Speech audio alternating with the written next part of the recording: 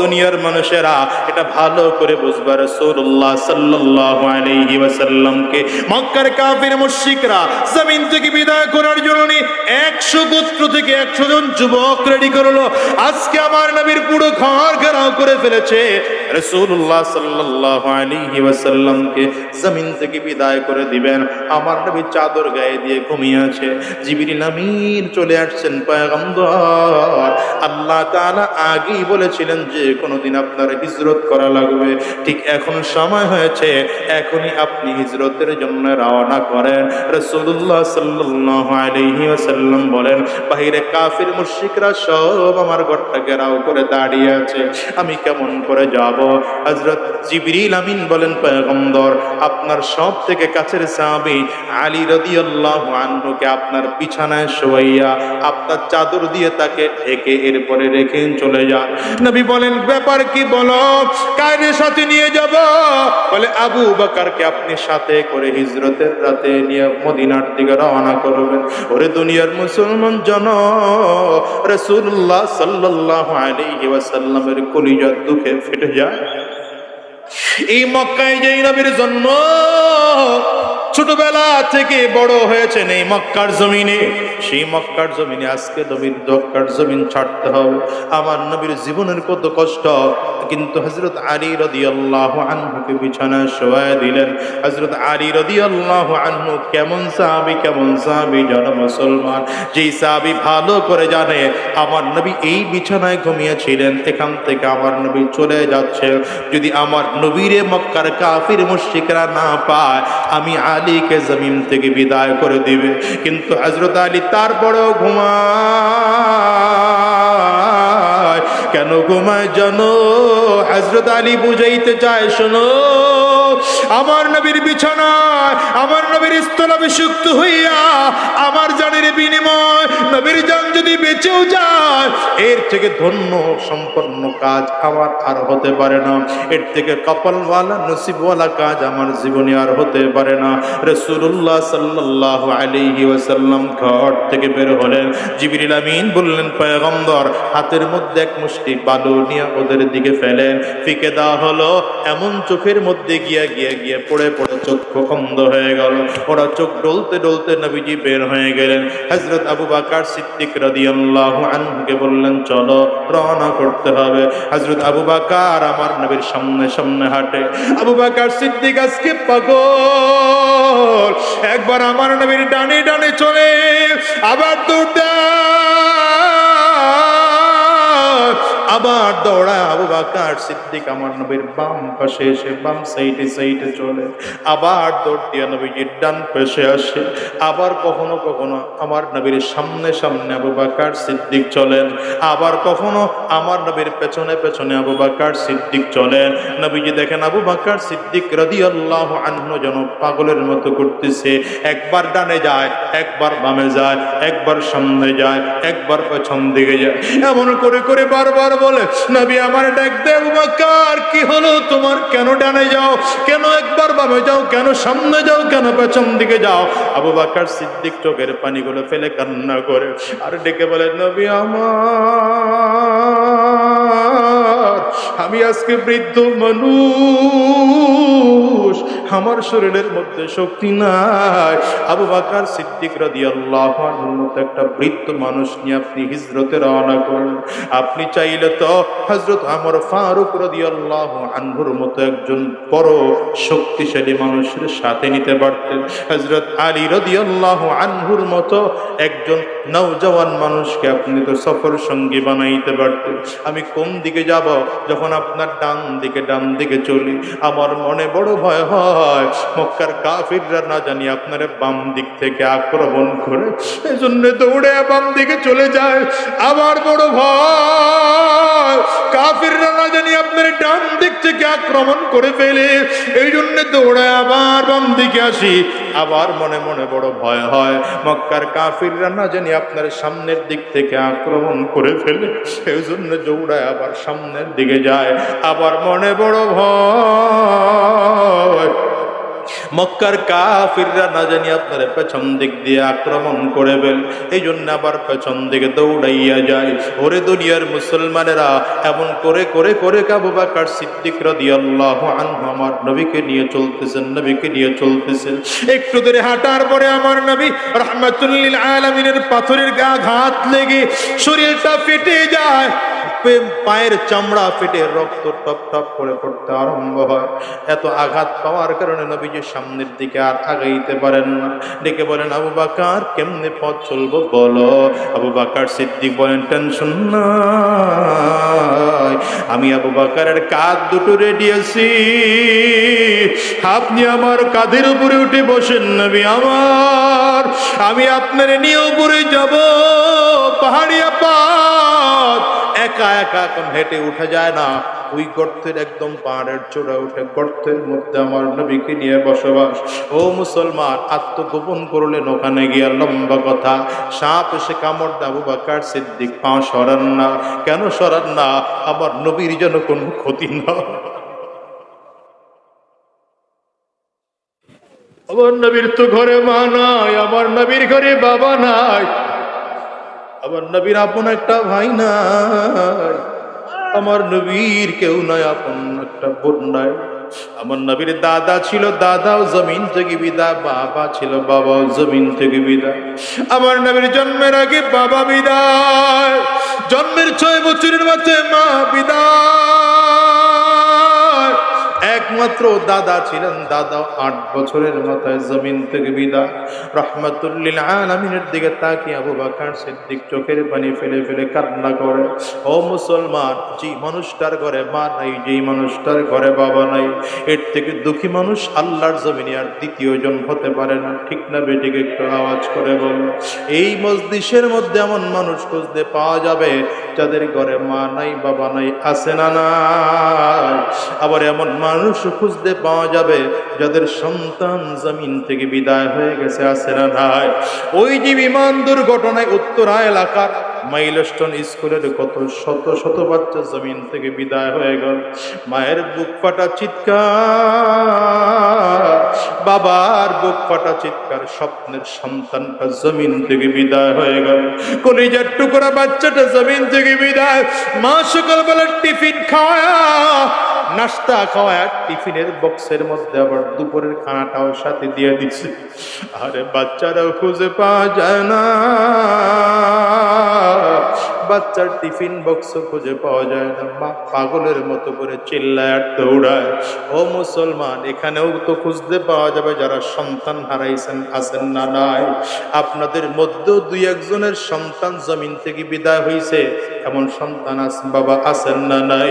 বাবা আছে, সন্তান জমিন থেকে বিদায় হয়। যেই বাবা তার সন্তানকে হারিয়েছে, ওই মানুষটার কাছে জিজ্ঞাসা করে দেখো কত কষ্ট। আবার যেই সন্তান নিজের বাবাকে হারিয়েছে, মাকে হারিয়েছে, তাকেও জিজ্ঞাসা করে দেখো মা আর বাবা হারানো কত কষ্ট। এ বাজার, আজকের এই মজলিসের মধ্যে কার কার মা নাই? একটু হাতটা উঁচা করে দেখান। কার কার বাবা নাই? আপনারাও হাত উঁচা করে দেখান। কি কথা বলেন না কেন? কিন্তু ইসলামী আন্দোলন, পীর সাহেব চরমনাই, বুকে হাত দিয়ে বলি, আমরা আল্লাহর জন্য রাজনীতি করি, নবীর জন্য রাজনীতি করি, ইবাদত মনে করে রাজনীতি করি। তাই আজ পর্যন্ত কারোর সাথে আপোষ করতে পারি নাই, বাতিলের সাথে হাত মিলাতে পারি নাই, ডান দিকে দৌড়াইতে পারি নাই, বাম দিকে দৌড়াইতে পারি নাই। যদি দৌড়াইতাম, ক্ষমতা আমাদের কাছেও অনেক আগে আসতো, এমপি মন্ত্রী আমরা হইতে পারতাম। আপনারা ইনসাল্ট করেন আমাকে, আমরা দেখি তো এখনো একটাও মেম্বার হইতে পারে নাই, চেয়ারম্যান হইতে পারে নাই, এমপি হইতে পারে নাই। বলে না, হবে না, দরকার নাই, একজনেরও দরকার নাই। আরে ওই এমপি দিয়ে হবে কি, যেই এমপি পালান লাগে? ওই মেয়রগিরি দিয়ে হবে কি, যেই মেয়রগিরি দিয়া পালাইতে হয়? শায়েখে চরমনাইকে আঘাত করে মেয়র হয়েছিল, আছে না ভাগছে? জোরে কম, আছে না পালাইছে? শায়েখে চরমনাই মেয়র হইতে পারেন নাই, পালাইছেন না আছেন? বেডা কি বুঝাম আপনাদের? কি বুঝাই?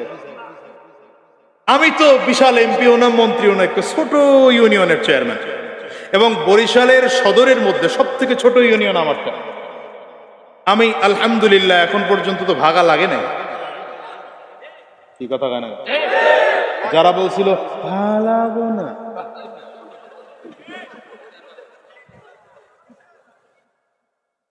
হ্যাঁ, যারা কি বলছিল তারা কই? জোরে কও, আবার বলো, জোরে বলো। জোর হলো না? 6 তারিখ।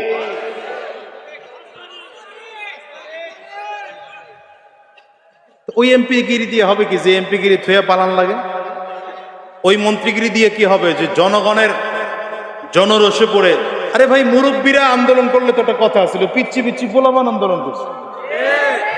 কি কথা কন লাগে? এগোর বয়স 25 ঠিক করে হয় নাই, কেউ বালেগো ঠিক মতো হয় নাই। এগোর আন্দোলনের ভয়ে পালাইছো, তোমাগোর ক্ষমতা কতটুকু আছে আমরা বুঝি না। ওই যে নিজের জন্য রাজনীতি করছে, নিজের জন্য রাজনীতি করার কারণে, পেটের জন্য রাজনীতি করার কারণে ভয়ে পালাইছে। আর উলামায়ে কেরাম নিজের জন্য রাজনীতি করেন না। যদি কখনো সিচুয়েশন এমন তৈরি হয়, ইসলাম বিদ্বেষীরাও যদি আমাদের বিরুদ্ধে আঘাত করে তোলে, ময়দান ছেড়ে পালাবো না, ময়দানে ছিলাম, আছি, থাকবো ইনশাআল্লাহ। এই আপনারাও থাকবেন তো ইনশাআল্লাহ? আপনারা ময়দানে থাকবেন তো ইনশাআল্লাহ? রাজপথে থাকবেন তো ইনশাআল্লাহ? যদি খাম ঝরাতে হয় খাম ঝরাবো, যদি রক্ত দেওয়ার দরকার হয় রক্ত দেব, যদি জীবন দিতে হয় জীবন দেব। কারা কারা তৈয়ার আছো দাঁড়িয়ে দেখাও।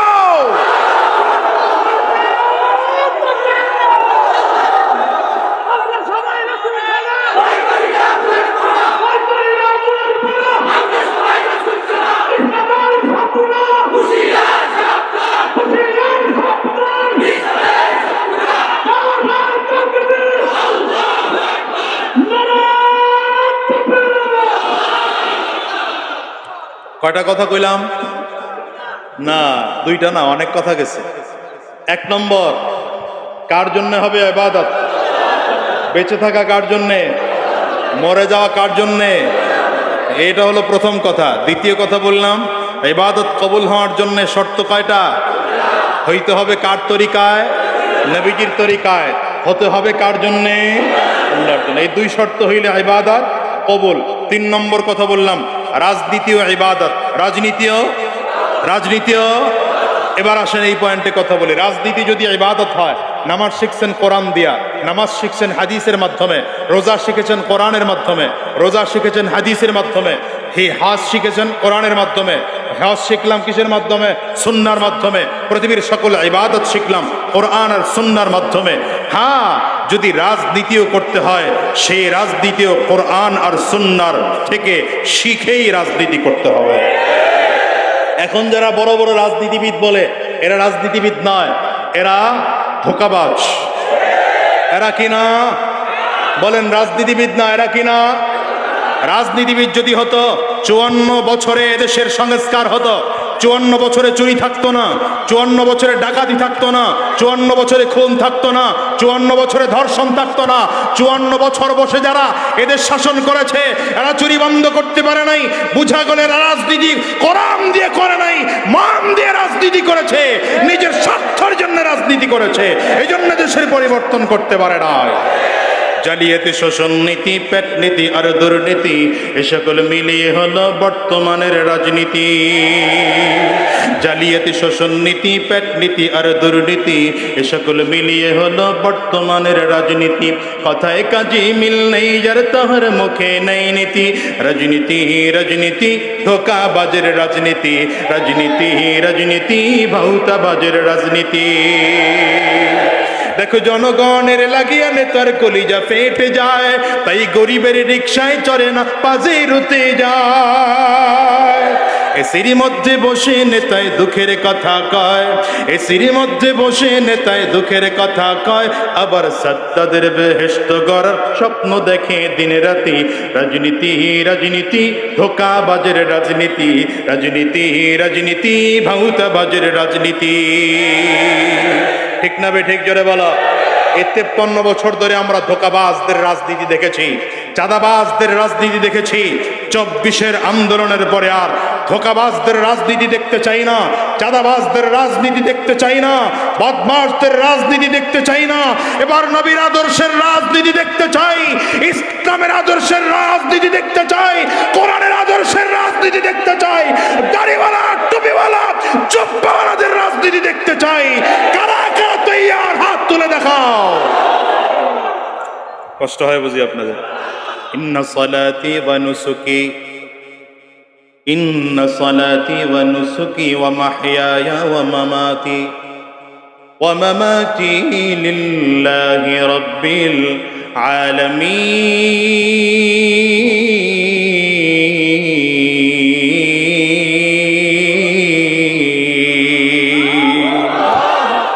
এজন্য আল্লাহ বলেন, গোলাম বলো, তুমি বলে দাও, তুমি বলো আমার নামাজ, আমার কুরবানি মানে আমার জানি ইবাদত, আমার মালি ইবাদত, আমার বেঁচে থাকা, আমার মরে যাওয়া, এগুলো সব হবে কার জন্য? জোরে বলো। এই জন্য রাসূলুল্লাহ সাল্লাল্লাহু আলাইহি ওয়াসাল্লামকে মক্কার কাফির মুশরিকরা প্রস্তাব দিয়েছিল, মুহাম্মদ, মক্কার সবথেকে সুন্দরী রমণীর সাথে তোমাকে বিয়ে দেওয়া হবে। তুমি যদি বলো মক্কার ক্ষমতার ভার তোমার হাতে হস্তান্তর করে দেওয়া হবে। কি শর্ত? শর্ত হলো তোমার আল্লাহ পাকের দাওয়াত বন্ধ করে দিতে হবে, শর্ত হলো দ্বীনের দাওয়াত বন্ধ করে দিতে হবে। রাসূলুল্লাহ সাল্লাল্লাহু আলাইহি ওয়াসাল্লাম বলেন, মক্কার মানুষেরা শুনে নাও, আমার এক হাতে যদি চাঁদকে এনে দেওয়া হয়, আর এক হাতে যদি সূর্যকে এনে দেওয়া হয়, আমি এটা গ্রহণ করব না, আল্লাহর দ্বীন ছাড়তে রাজি না। হ্যাঁ, দুনিয়ার মুসলমানেরা যেই নবীকে গোটা পৃথিবীর কাফির মুশরিকরা একত্রিত হয়ে বলেছিল, আমার নবী সাদিক, আমার নবী আমিন, আমার নবী মাসদুক, আমার নবী সত্যবাদী, আমার নবী বিশ্বাসী, আমার নবীর থেকে সত্যবাদী মানুষ দুনিয়ায় আর হতে পারে না, আমার নবীর থেকে বিশ্বাসী মানুষ দুনিয়ার মধ্যে আর হতে পারে না। কতদিন কাফিররা বলেছে, আমার নবীর জিন্দেগির 40 বছর বয়স পর্যন্ত আমার নবীকে মক্কার কাফির মুশরিকরা সত্যবাদী বলেছিল। সত্যবাদী এই ঘোষণা কিন্তু দুনিয়ার কোন মুসলমান দেওয়ার আগে কাফিররা ঘোষণা দিয়েছিল আমার নবীর ব্যাপারে। আমার নবী বিশ্বাসী, এই ঘোষণা প্রথম কাফিররাই দিয়েছে। এই কাফিরদেরকে আমার নবী যখন দাওয়াত দিলেন, তাআলাউ ইলা কালিমাতিন সাওয়াইন বাইনানা ওয়া বাইনাকুম আল্লা না'বুদা ইল্লাল্লাহ, রাহমাতুল লিল আলামিন যখন দাওয়াত দিলেন, এ মক্কার মানুষ শোনো, এমন এক কথার দিকে চলে আসো যে কথায় তোমাকে আমাকে সমান করে ফেলবে। গরিব আর ধনীর ভেদাভেদ থাকবে না, সুন্দর ও সুন্দর ভেদাভেদ থাকবে না, মালিক কর্মচারীর ভেদাভেদ থাকবে না, রাজা বাদশার ভেদাভেদ থাকবে না, সুন্দর কালোর ভেদাভেদ থাকবে না, গোটা সমাজের মানুষকে এক করে দেওয়া হবে। সেই কথার দিকে তোমরা ফিরে আসো। বলো সেই কথা কি? রাসূলুল্লাহ দাওয়াত দিলেন, সেই কথা হচ্ছে আমরা এক আল্লাহর গোলামি ছাড়া আর কারো গোলামি করব না। এই আমার নবীর অপরাধ এতটুকু। এই 40 বছর আমার নবী বড় আমিন, বারান নামিয়া সাউন্ডটা, এই 40 বছর আমার নবী আমিন। কত বছর? এই 40 বছর আমার নবী সাদিক, এই 40 বছর আমার নবী মাসদুক। কাফিররা আমার নবীর ব্যাপারে বলেছে 40 বছর পর্যন্ত আমার নবী বিশ্বাসী, 40 বছর পর্যন্ত আমার নবী সত্যবাদী। সেই নবী যখন গোটা কাফির আর মুশরিকদেরকে একত্রিত করলেন, তাফসীর ইবনে কাসীরের মধ্যে এসেছে জাবালে আবু কুবাইসের উপরে দাঁড়াইয়া, অন্য বর্ণনায় এসেছে সাফা পাহাড়ের কিনারায় দাঁড়াইয়া আমার নবী সবাইকে ইয়া সাবাহ ইয়া সাবাহ বলে বলে ডাকেন। সব কাফিররা এসে আমার নবীর সামনে দাঁড়িয়ে গেল। রাসূলুল্লাহ সাল্লাল্লাহু আলাইহি ওয়াসাল্লাম জিজ্ঞাসা করলেন, আমি মুহাম্মদ তোমাদের কাছে কেমন মানুষ বলো? কাফিররা বলে, তুমি একজন সত্যবাদী মানুষ, তুমি একজন বিশ্বাসী মানুষ। নবী আমার বলেন, মক্কার মুশরিকরা বলো, আমি যদি বলি এই পাহাড়ের বিপরীত সাইডে বিশাল এক শত্রু বাহিনী আছে, তোমাদেরকে আক্রমণ করার জন্য তারা প্রস্তুত নিচ্ছে। তোমরা বিশ্বাস করবে নি? মক্কার কাফিররা বলে বিশ্বাস করব। নবী আমার বলেন, তাইলে বিশ্বাস করে না, আমি তোমাদেরকে জাহান্নামের আযাবের ভয় দেখাই, জান্নাতের সংবাদ দেখাই। যদি জাহান্নামের আযাব থেকে বাঁচতে চাও, এক আল্লাহর গোলামি স্বীকার করে না। এতদিন আমার নবী ছিলেন সাদেক, এতদিন আমার নবী ছিলেন আমিন, এতদিন আমার নবী ছিলেন বিশ্বাসী, এতদিন আমার নবী ছিলেন সত্যবাদী। যখনই দাওয়াত দিলেন, ওই কাফিরদের মধ্যে আবু লাহাব দাঁড়ায় বলে, তাব্বাল্লাকা ইয়া মুহাম্মদ আলিহাদা জামাআতানা, মুহাম্মদ তুই ধ্বংস হয়ে যা, এই জন্য আমাকে ডাকছো নাকি? বুঝছেন বলবে, এতদিন হুজুর অনেক ভালো, পীর সাহেব চরমনের কোনো দোষ নাই। কথা কয় না, কি কথা গান লাগান, অনেক ভালো, অনেক ভালো রে বাবা। কিন্তু যখনই শায়েখ চরমনাই চাঁদাবাজদের বিরুদ্ধে কথা বলা শুরু করলেন, বুঝে না রে। এখন একদল লোক কয়, যেখানেই পাও সেখানেই পীর সাহেব চরমনাই রে সাইজ করা। আর একদল আবার কয়, মিথ্যা বলে, নেশা খায় পীর সাহেব। আমি বলি, বেটা, পীর সাহেব চরমনাই, পীর সাহেব চরমনাইয়ের কারণে এই জাতি লক্ষ কোটি মানুষ দিনদার হয়েছে, চুরি ছেড়েছে, ডাকাতি ছেড়েছে। কি কথা বলেন না কেন? এই বেশি দূরে যাওয়া লাগবে না। এই এখানে কে আছেন যে আগে নামাজ পড়তেন না, চরমনাই যাওয়ার পরে নামাজ পড়েন? হাত তোলেন, দেখেন তাকে। এই মানুষগুলা এই অন্য দরবারে গিয়া নামাজ পড়লে তিনি হাত তুলেন না, চরমনাই যাওয়ার পরে হাত তুলেন। চরমনাই যাওয়ার পরে নামাজ পড়া শুরু করছেন, আগে নামাজ পড়তেন না। মাশাআল্লাহ, মাশাআল্লাহ, তোলেন। আচ্ছা, এবার বলেন, আগে রোজা রাখতেন না, চরমনাই যাওয়ার পরে দ্বীনের বুঝ আসার পরে রোজা রাখা শুরু করছেন। মাশাআল্লাহ, মাশাআল্লাহ। আগে মাথায় টুপি লাগাইতেন না, চরমনাই যাওয়ার পরে দ্বীনের বুঝ আসছে, মাথায় টুপি লাগান। কে কে দেখছেন? আচ্ছা,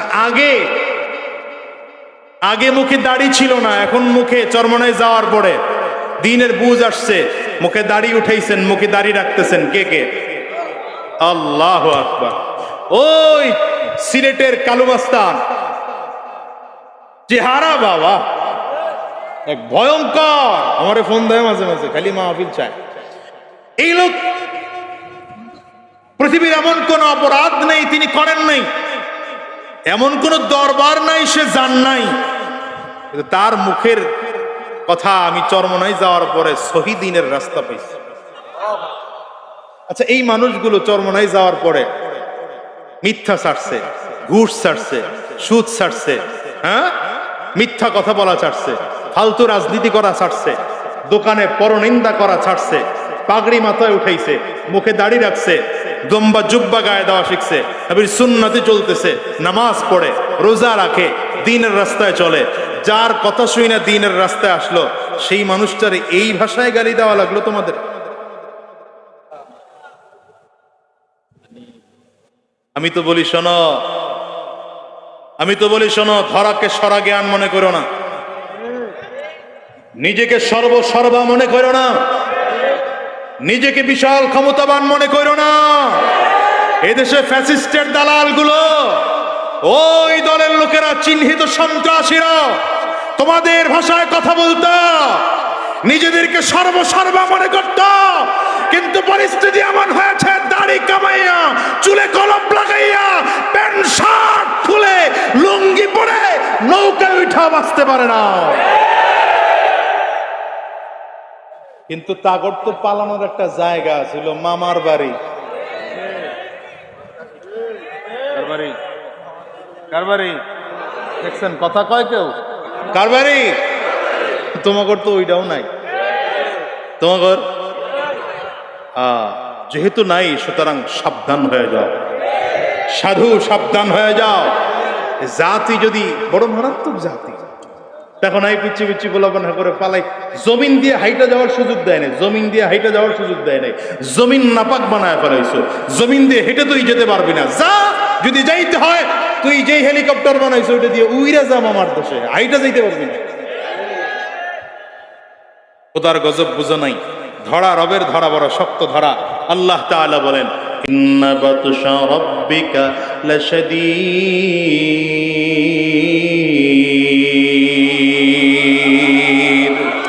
আল্লাহ বলেন আমি আল্লাহর ধরা বড় শক্ত ধরা, আমি আল্লাহর ধরা বড় শক্ত ধরা।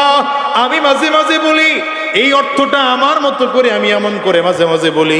আল্লাহ বলেন ধরি ধরি, ধরি না ধরলে পড়ে কন্যা। আল্লাহ বলেন ধরি ধরি, জোরে বলেন ধরি ধরি, ধরলে পরে আর ছাড়ি না।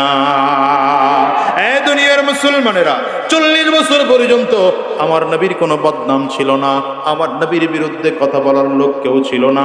যখন আমার নবী দাওয়াত দিয়েছেন, শত্রু শুরু হয়ে গেল। এমন শত্রু হয়েছে, মক্কার কাফির মুশরিকরা আমার নবীর বিরুদ্ধে বারবার চক্রান্ত ষড়যন্ত্র করেছে। ওই আবু জাহল হাতের মধ্যে পাথর নিয়ে আমার রাসূলুল্লাহ সাল্লাল্লাহু আলাইহি ওয়াসাল্লামের শরীরে মারবে, পাথর নিয়ে রওনা করেছে। আমার নবীর থেকে এখনো 40 গজ পেছনে আছে। এখান থেকে বারবার করে অ্যাটেম্প নিচ্ছে, এখনই পাথর আমার মুহাম্মদের গায়ে মারবো। হঠাৎ করে দেখলো হাতটা জমে গেল সামনের দিকে, আর আগায় না। ফিরে বাড়িতে চলে আসলো, এসে পরামর্শ করলো কি করা যায় শোনো।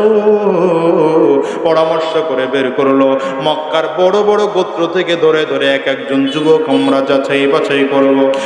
100 গোত্র থেকে 100 যুবক নিয়েছে। কত গোত্র থেকে? 100 গোত্র থেকে 100 জন যুবক। টার্গেট কি জানো? 100 যুবক মিলে যদি মুহাম্মদকে জমিন থেকে বিদায় করে দেয়, তাইলে মক্কার কুরাইশরা এই 100 গোত্রের সাথে একত্রিত হইয়া যুদ্ধ করার মতো সাহস পাবে না। তখন মুহাম্মদ জমিন থেকে বিদায় হয়ে যাবে। কিন্তু রব্বে কারীম বলেন জানো, আমি আল্লাহ যারে বাঁচাইয়া রাখি তারে দুনিয়ার কেউ মারতে পারে না। আল্লাহ যদি কাউরে মারতে চান তাইলে কেউ তারে বাঁচাইতে পারে না। আল্লাহ যদি কাউরে বাঁচাইতে চান তাইলে তারে কেউ মারতেও পারে না। ঠিক না বেঠিক? জোরে বলো, আওয়াজ করে চিল্লায় বলো। হ্যাঁ দুনিয়ার মুসলমানেরা, দেখো নাই যিনি বাঁচতে চেয়েছিল তিনি পালাইল, আর যারে পদ্মা নদীর উপরে উঠাইয়া, ব্রিজের উপরে উঠাইয়া টুস করে ফেলে দিতে চেয়েছিল, আজকে তারে আল্লাহ চেয়ারে বসাইল। কুলিল্লাহুম্মা মালিকাল মুলক। বুঝবা কবে? কবে বুঝবা? 2024-এ বুঝদার হওয়ার পরেও যদি না বুঝো, ঘর পুরলে ছাই পাওয়া যায়, তোমার কপাল পড়ছে, ছাইও পাইবে না। কুলিল্লাহুম্মা মালিকাল মুলক তুতিল মুলকা মান তাশা وتنزع الملك ممن تشاء وتعز من تشاء وتعز من تشاء بيدك الخير إنك على كل شيء قدير।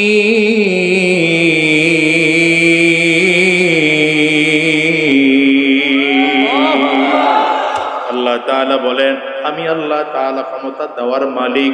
যারে চাই তাকে আমি আল্লাহ তাআলা ক্ষমতা দেই, যাকে চাই তাকে ক্ষমতার চেয়ার থেকে নামাইয়া দেই, যাকে চাই তাকে আমি আল্লাহ তাআলা ইজ্জত দান করি, যারে চাই তাকে আমি আল্লাহ তাআলা বেইজ্জত দান করি। ও দুনিয়ার মানুষেরা, এটা ভালো করে বুঝবা। রাসূলুল্লাহ সাল্লাল্লাহু আলাইহি ওয়াসাল্লামকে মক্কার কাফির মুশরিকরা জমিন থেকে বিদায় করার জন্য 100 গোত্র থেকে 100 জন যুবক রেডি করলো। আজকে আমার নবীর পুরো ঘর ঘেরাও করে ফেলেছে। রাসূলুল্লাহ সাল্লাল্লাহু আলাইহি ওয়াসাল্লামকে জমিন থেকে বিদায় করে দিবেন, আমার নবী চাদর গায়ে দিয়ে ঘুমিয়ে আছে।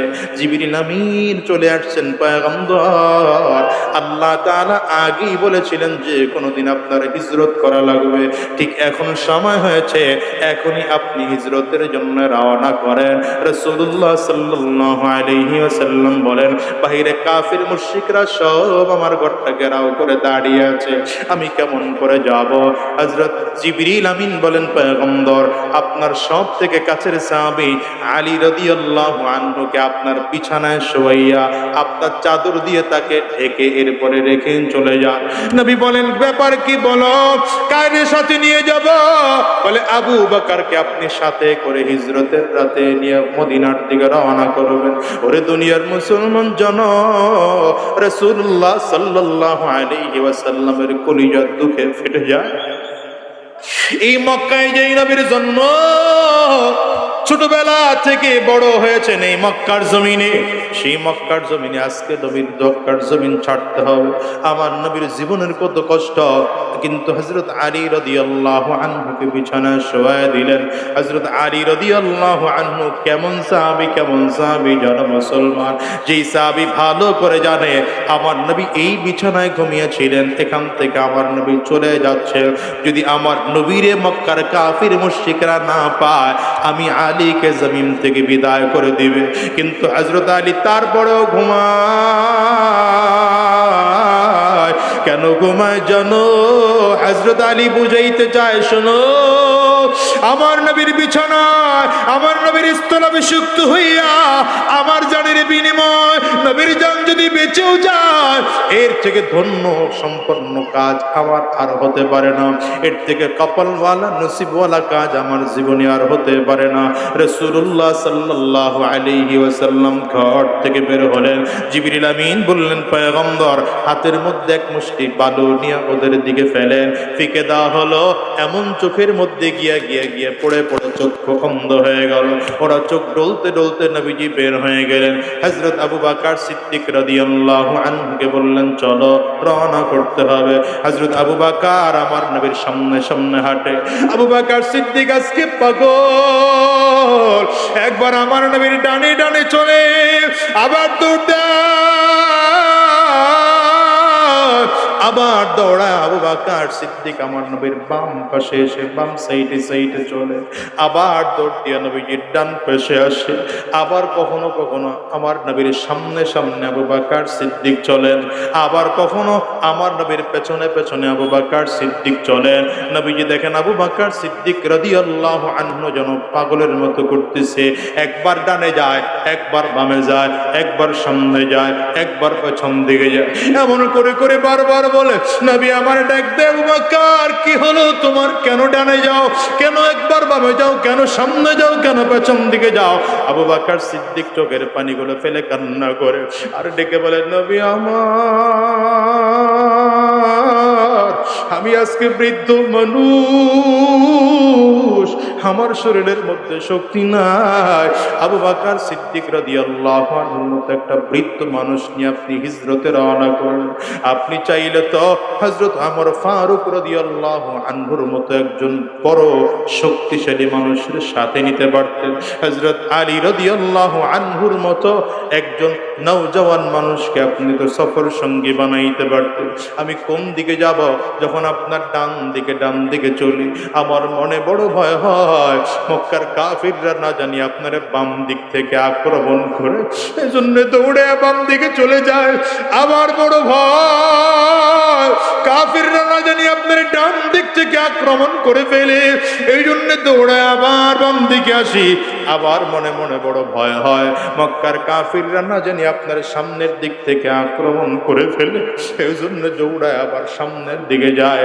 আবার মনে বড় ভয় মক্কার কাফিররা না জানি আপনার পেছন দিক দিয়ে আক্রমণ করে ফেলে, এই জন্য আবার পেছন দিকে দৌড়াইয়া যায়। ওরে দুনিয়ার মুসলমানেরা, এমন করে করে করে আবু বকর সিদ্দিক রাদিয়াল্লাহু আনহু আমার নবীকে নিয়ে চলতেছেন। একটু দূরে হাঁটার পরে আমার নবী রাহমাতুল লিল আলামিনের পাথরের আঘাত লেগে শরীরটা ফেটে যায়, পায়ের চামড়া ফেটে রক্ত টপ টপ করে পড়তে আরম্ভ হয়। এত আঘাত পাওয়ার কারণে নবীজি সামনের দিকে আর আগাইতে পারেন না। ডেকে বলেন, আবু বকর কেমনে পথ চলবো বলো? আবু বকর সিদ্দিক বলেন, টেনশন নাই, আমি আবু বকরের কাঁধ দুটো রেডি আছি, আপনি আমার কাঁধের উপরে উঠে বসেন নবী আমার, আমি আপনার নিয়ে উপরে যাব। পাহাড়িয়া পথ, একা একা এখন হেঁটে উঠে যায় না, ওই গর্তের একদম পাহাড়ের চূড়া উঠে গর্তের মধ্যে আমার নবীকে নিয়ে বসবাস। ও মুসলমান, আত্মগোপন করলেন ওখানে গিয়া, লম্বা কথা, সাপ এসে কামড় দেয়, আবু বকর সিদ্দিক পা সরান না। কেন সরান না? আমার নবীর যেন কোনো ক্ষতি না। আমার নবীর তো ঘরে মা নাই, আমার নবীর ঘরে বাবা নাই, আমার নবীর আপন একটা ভাই নাই, আমার নবীর কেউ নাই, আপন একটা বোন নাই। আমার নবীর দাদা ছিল, দাদাও জমিন থেকে বিদায়, বাবা ছিল, বাবাও জমিন থেকে বিদায়। আমার নবীর জন্মের আগে বাবা বিদায়, জন্মের 6 বছরের মাথায় মা বিদায়, একমাত্র দাদা ছিলেন, দাদা 8 বছরের মাথায় জমিন থেকে বিদায়। রাহমাতুল লিল আলামিনের দিকে তাকিয়ে আবু বকর সিদ্দিক চোখের পানি ফেলে ফেলে কান্না করে। ও মুসলমান, যে মানুষটার ঘরে মা নাই, যেই মানুষটার ঘরে বাবা নাই, এর থেকে দুঃখী মানুষ আল্লাহর জমিনে আর দ্বিতীয় জন হতে পারে না। ঠিক না বেঠিক? একটু আওয়াজ করে বল। এই মজলিসের মধ্যে এমন মানুষ খুঁজতে পাওয়া যাবে যাদের ঘরে মা নাই, বাবা নাই, আছে না নাই? আবার এমন মানুষ খুঁজতে পাওয়া যাবে যাদের সন্তান জমিন থেকে বিদায় হয়ে গেছে, আছে না নাই? ওই যে বিমান দুর্ঘটনায় উত্তরা এলাকার মাইলস্টোন স্কুলের কত শত শত বাচ্চা জমিন থেকে বিদায় হয়ে গেল। মায়ের বুক ফাটা চিৎকার, বাবার বুক ফাটা চিৎকার, স্বপ্নের সন্তানটা জমিন থেকে বিদায় হয়ে গেল। কলিজার টুকরা বাচ্চাটা জমিন থেকে বিদায়। মা সকালবেলার টিফিন খাওয়া, নাস্তা খাওয়া, টিফিনের বক্সের মধ্যে আবার দুপুরের খানাটাও সাথে দিয়ে দিচ্ছে। আরে বাচ্চারাও খুঁজে পাওয়া যায় না, বাচ্চার টিফিন বক্স খুঁজে পাওয়া যায় না। মা পাগলের মতো করে চিল্লায় আর দৌড়ায়। ও মুসলমান, এখানেও তো খুঁজতে পাওয়া যাবে যারা সন্তান হারাইছেন, আছেন না নাই? আপনাদের মধ্যেও 2-1 জনের সন্তান জমিন থেকে বিদায় হয়েছে, এমন সন্তান আছে, বাবা আছেন না নাই? বাবা আছে, সন্তান জমিন থেকে বিদায় হয়। যেই বাবা তার সন্তানকে হারিয়েছে, ওই মানুষটার কাছে জিজ্ঞাসা করে দেখো কত কষ্ট। আবার যেই সন্তান নিজের বাবাকে হারিয়েছে, মাকে হারিয়েছে, তাকেও জিজ্ঞাসা করে দেখো মা আর বাবা হারানো কত কষ্ট। এ বাজার, আজকের এই মজলিসের মধ্যে কার কার মা নাই? একটু হাতটা উঁচা করে দেখান। কার কার বাবা নাই? আপনারাও হাত উঁচা করে দেখান। হাতগুলো একটু তুলে রাখেন, হাতগুলো একটু তুলে রাখেন। আমার যুবকেরা তাকায় তাকায় দেখো মা হারা মানুষদের চোখের অবস্থা কেমন।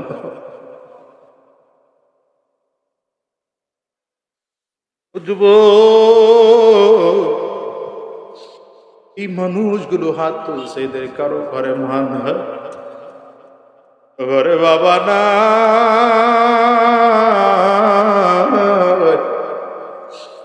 কারো ঘরের সন্তান জমিন থেকে বিদায় হয়েছে। তাকায় দেখো না, কত মানুষের চক্ষু দুইটা লাল হয়ে গেল, কত মানুষের চোখের কোটায় পানি, কত মানুষের চোখ দিয়ে গাল বেবে পানিগুলো পড়ে। ও দুনিয়ার মুসলমানেরা, খেয়াল করে দেখো, তোমার আমার ওই নবী রাহমাতুল লিল আলামিন ছোটবেলায় মাকে হারিয়েছেন, বাবাকে জন্মের আগে হারিয়েছেন। আমার নবীর জীবনে কত দুঃখ আর কত কষ্ট। আবু বকর সিদ্দিক আমার নবীর দিকে তাকায়া তাকায়া ওই পা কিন্তু গর্ত থেকে সরায় না, সাপের কামড় সহ্য করে, তারপরেও পা সরায় না।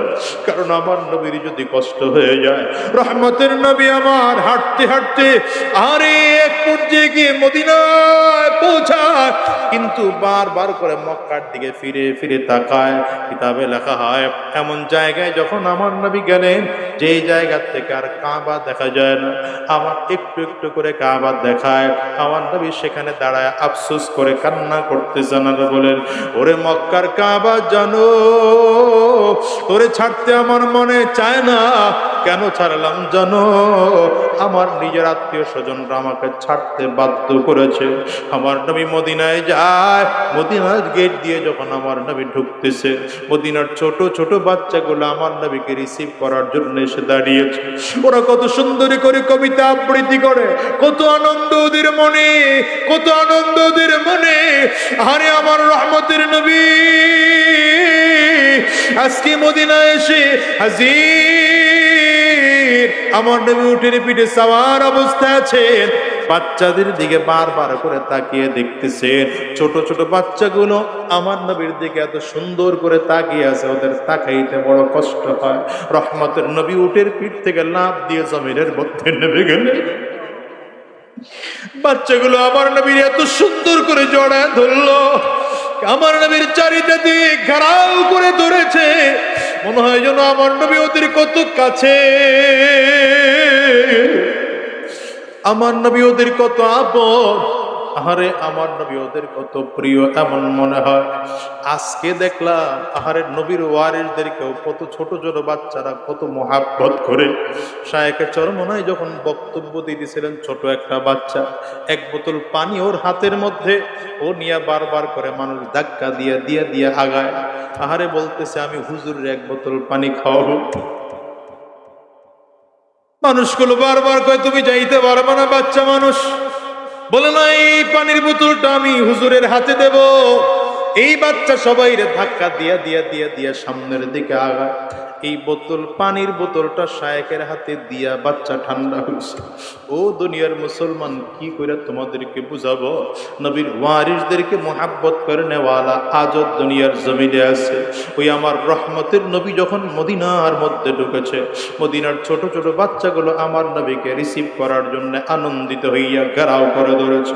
নবী আমার বাচ্চাদের মাথায় হাত বুলায়, ওদেরকে বুকের মধ্যে লাগায় আর চিল্লায় চিল্লায় কান্না করে আর বল, মদিনার ছোট ছোট বাচ্চারা, জানো কেন আমার মক্কা ছাড়তে হইল, কেন আমি মক্কা থেকে হিজরত করলাম জানো নাকি? আমার মক্কার কাফির মুশরিকরা মক্কা থেকে হিজরত করতে বাধ্য করেছে। তোমরা আমার চিরজীবন মোহাব্বত এমন কুরবানি না, আমাকেও তোমরা তাড়িয়ে দিবা? ওই মদিনার ছোট ছোট বাচ্চাগুলো চিল্লায় ডাক ডাক, ওগুলো আমরা মক্কার কাফিরদের মতো নয়, আমাদের জীবন যতদিন থাকবে আপনি নবীর যাররা পরিমাণ ক্ষতি হইতে আমরা দেব না। ও বাজান, আমি তোমাদেরকে সহজ কথা বুঝাইতে চাই। আমার নবী দ্বীনের দাওয়াত দিতে গিয়ে মক্কা ছাড়তে হইল, দ্বীনের দাওয়াত দিতে গিয়ে উহুদের ময়দানে মার খাইতে হইল, দ্বীনের দাওয়াত দিতে গিয়া বদরের ময়দানে যুদ্ধ করতে হইল। দ্বীনের দাওয়াত দেওয়ার জন্যই তো আমার নবীর আর কোনো অপরাধ তো ছিল না। তায়েফের জমিনে আমার নবীকে মারা হলো।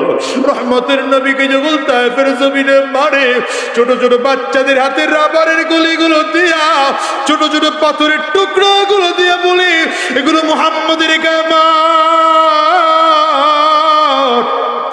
এই বাচ্চাগুলো বুঝে না, রাবারের গুলিগুলো দিয়ে যখন জোরে জোরে পাথরগুলো আমার নবীর শরীরের মধ্যে মারে, আমার নবীর চামড়া ছিদ্র হইয়া গোশতের মধ্যে পাথরের টুকরা ঢুকে যায়।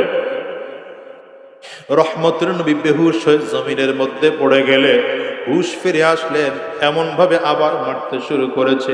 দ্বিতীয়বারও বেহুশ হয়ে জমিনে পড়ে গেলেন, আবার হুশ ফিরে আসলেন, আবার কাফিররা এমন মারতে শুরু করলো, নবীজি তৃতীয়বারও বেহুশ। ফেরেশতার রবের সামনে দাঁড়ায় ডাক দেয়, গো আল্লাহ, তোমার কি মোটেও মায়া লাগে না? তোমার কি মোটেও দয়া হয় না? তোমার হাবিবের দিকে তাকিয়ে দেখো, তোমার হাবিব আজকে বড় একা। মক্কার ওই তায়েফের বড় বড় কাফির মুশরিকরা তোমার নবীকে মারতে মারতে জমিন থেকে বিদায় করে দিল। আমার আল্লাহ ডাক দেয়, জিবরাইল যাও। জিবরিল আমিন আসছেন পয়গম্বর, যদি আপনি বলেন। পাহাড়ের দায়িত্বরত ফেরেশতাদেরকে নিয়ে হাজির হইলাম, দুই পাহাড়ের চাপ দিয়ে তায়েফবাসীকে জমিন থেকে বিদায় করে দেব। রহমতের নবী আমার বলেন, না না, আমার তায়েফবাসীকে জমিন থেকে বিদায় করা যাবে। উহুদের ময়দানে নবী মার খায়, দান মুবারক শহীদ। আমার নবীর লোহার টুপি ভেঙে লোহার টুকরাটা আমার নবীর মাথার খুলির মধ্যে ঢুকে যায়। নবী বেহুশ হয়ে জমিনের মধ্যে হুমড়ে খেয়ে পড়ে যায়। কাফির মুশরিকরা বারবার করে নিয়মার ছড়িয়ে দেয়, কদ কুতিলা মুহাম্মদ, মুহাম্মদ জমিন থেকে বিদায় হয়ে গেল। কিন্তু না না, আমার নবী তারপরেও বদদুয়া করেন না। আমার নবী এরপরও দ্বীনের দাওয়াত দিয়ে চলেছেন। ঠিক না বেঠিক? আওয়াজ করে চিল্লায় বলো। আমিও তোমাদেরকে বলতে চাই রে বাজার, যারা নবীর সুন্নতকে মহাব্বত করে মুখের দাড়িটা লাগাইছো, যারা নবীর সুন্নতের মহাব্বত কইরা মাথার মধ্যে টুপি উঠাইছো, যারা নবীর সুন্নতকে মহাব্বত করে মাথার মধ্যে পাগড়ি বেঁধে ফেলেছো, আমার নবীর সুন্নতি দ্বীন জমিনের মধ্যে জিন্দা করার চেষ্টা করার দরকার আছে না না? ওই আল্লাহর কোরআন জমিনে বাস্তবায়ন করার জন্য চেষ্টা করার দরকার আছে না না? যদি নবীর জন্য ঘর ছাড়তে হয় ছাড়তে রাজি, জোরে বলো ছাড়তে রাজি। যদি আমার নবীর জন্য যদি বাড়ি ছাড়তে হয় ছাড়তে রাজি নাকি? চিল্লায় জোরে বলো। আমার নবীর জন্য যদি দেশ ত্যাগ করা লাগে ছাড়তে রাজি আছো? চিল্লায় জোরে বলো। আমার নবীর মতো যদি মার খাইতে হয় রাজি আছো নাকি? চিল্লায় বলো। আমার নবীর মতো যদি রক্ত দেওয়া লাগে তৈয়ার আছো নাকি? চিল্লায় বলো। অ মুসলমান, পীর সাহেব চরমনাই যদি তোমাদেরকে ডাক দেয়, আমরা পীর সাহেব চরমনাইকে আমির মেনে আল্লাহর এই জমিনে কোরআন বাস্তবায়নের জন্য, নবীর সুন্নাহ বাস্তবায়নের জন্য আমরা তৈয়ার আছি ইনশাআল্লাহ। কারা কারা তৈয়ার? কারা কারা তৈয়ার? হাতটা তুলে দেখাও। চিল্লা মালিকরা ডাক দাও আল্লাহ। আরো জোরে আওয়াজ দিয়ে ডাকো আল্লাহ। জবান খুলে জোরে ডাকো আল্লাহ। চিৎকার করে গলা ফাটায়া ডাক দাও না আল্লাহ। দয়ার মালিক